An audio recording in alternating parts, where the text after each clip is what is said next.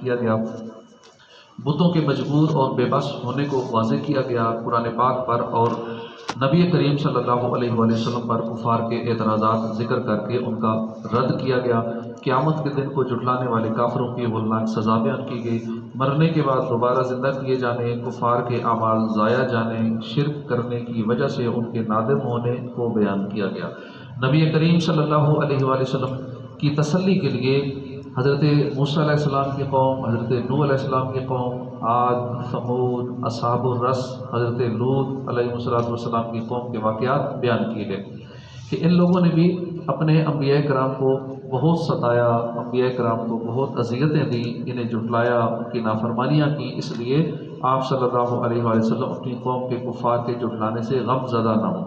یہ کفار کا پرانا دستور ہے۔ اللہ تعالیٰ کی مختلف مصنوعات سے اس کی وحدانیت اور قدرت پر دلائل قائم کیے گئے، اللہ تعالیٰ پر توکل کرنے والے اور اس کی راہ میں تکلیفیں برداشت کرنے والے مومنین کی تعریف بیان کی گئی، اور یہ بتایا گیا ہے کہ جھٹلانے والوں پر عنقریب عذاب نازل ہوگا۔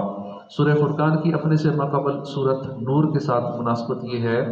کہ سورہ نور کے آخر میں بیان کیا گیا کہ زمین و آسمان اور ان میں موجود تمام چیزوں کا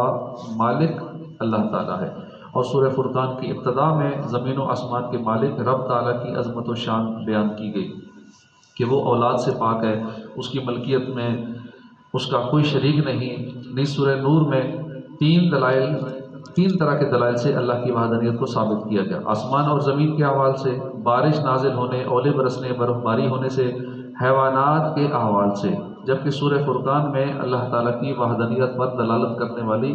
تمام مخلوقات کو بیان کیا گیا ہے، جیسے سائے کا پھیلنا، دن اور رات، ہوا اور پانی، جانور اور انسان، سمندروں کا بہنا، انسان کی پیدائش، نسبی اور سسرالی رشتوں کا تقرر، 6 دن میں زمین و آسمان کی پیدائش، عرش پر استواء، آسمانوں میں بروج، سورج، چاند اور اسی طرح کی دیگر چیزیں بیان کی گئیں جو کہ اللہ تعالیٰ کے واحد و یکتا ہونے پر دلالت کرتی ہیں۔ اس کے بعد سورہ شعراء سنی۔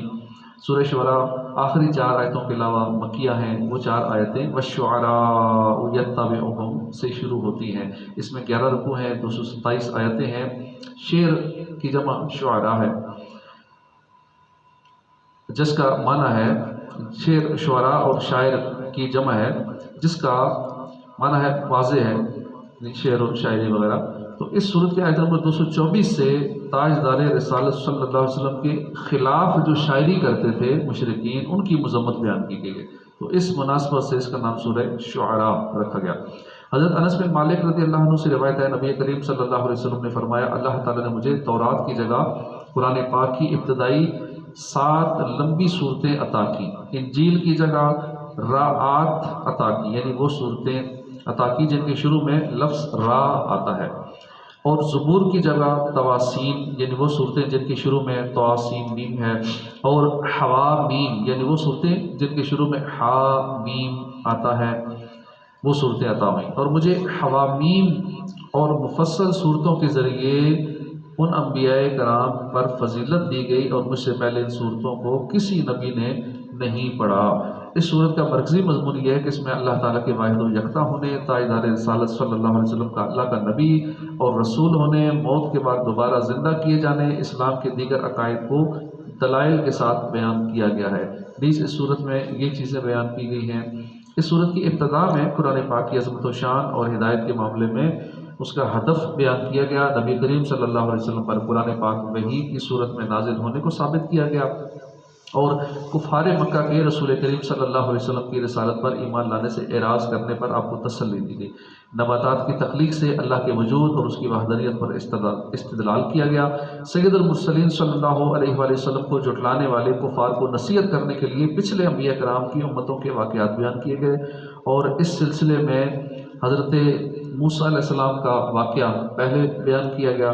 اور اس واقعے میں موسیٰ علیہ السلام کے معجزات، اللہ کی وحدانیت کے بارے میں فرعون اور اس کی قوم کے ساتھ حضرت موسیٰ علیہ السلام کا جو مکالمہ ہوا تھا اس کا ذکر ہے، روشن نشانیوں کے ساتھ موسیٰ علیہ السلام کی تائید، مدد کیے جانے، جادوگروں کے ایمان لانے کو ذکر کیا گیا۔ اس کے بعد حضرت ابراہیم علیہ السلام کا وہ واقعہ بیان کیا گیا جس میں انہوں نے اپنے عرفی باپ آزر اور اپنی قوم کا بتوں کی پوجا کرنے کے معاملے میں رد کیا اور اللہ کی وحدانیت و یکتائی کو ثابت کیا۔ اس کے بعد حضرت نوح علیہ السلام، حضرت ہود علیہ السلام، حضرت صالح علیہ السلام، شعیب علیہ السلام، لوط علیہ السلام کے واقعات بیان کیے گئے، اور انہی واقعات کے ضمن میں رسولوں کو جھٹلانے والوں کا عبرتناک انجام بیان کیا گیا۔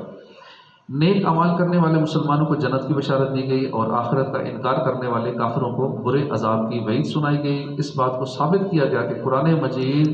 شیطانوں کا کلام نہیں بلکہ اللہ تعالیٰ کا کلام ہے اور اس کی وحی ہے، اور نبی کریم صلی اللہ علیہ وسلم کوئی شاعر یا کاہن نہیں ہے بلکہ اللہ کے عظیم رسول ہیں جو اس کے احکام اپنے خاندان والوں اور پوری امت تک پہنچاتے ہیں۔ سورہ شعراء کی اپنے سے ماقبل سورۃ فرقان کے ساتھ ایک مناسبت یہ ہے کہ سورہ فرقان کی ابتدا قرآن پاک کی تعظیم سے ہوئی، اور سورہ شعراء کی ابتدا بھی قرآن پاک کی تعظیم سے ہوئی۔ دوسری مناسبت یہ ہے کہ سورہ فرقان میں جس ترتیب سے انبیاء کرام کے واقعات اجمالی طور پر بیان کیے گئے، اسی ترتیب سے سورہ شعراء کے اندر وہ واقعات تفصیل سے بیان کیے گئے۔ تیسری مناسبت یہ ہے کہ سورہ فرقان کے آخر میں کفار کی مذمت اور مسلمانوں کی مدح بیان ہوئی ہے، اور سورہ شعراء کے آخر میں بھی کفار کی مذمت اور مسلمانوں کی مدح بیان ہوئی ہے۔ صدق اللہ العظیم۔ الحمدللہ۔